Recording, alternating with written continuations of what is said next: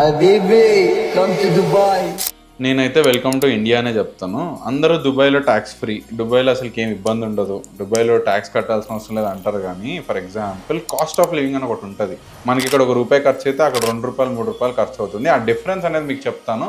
దాన్ని బట్టి ఇండియాలో సెటిల్ అవ్వడం బెటరా, దుబాయ్లో సెటిల్ అవ్వడం బెటరా అనేది మీరే డిసైడ్ చేసుకోండి. ఫస్ట్, మన ఇండియాలో ఇంటర్నెట్ ఎంత చీప్ అంటే మనకి ఇప్పుడు ఇక్కడ ₹700 దొరికే ఇంటర్నెట్ అదే దుబాయ్లో మీకు ఒక ₹8,500 అవుతుంది.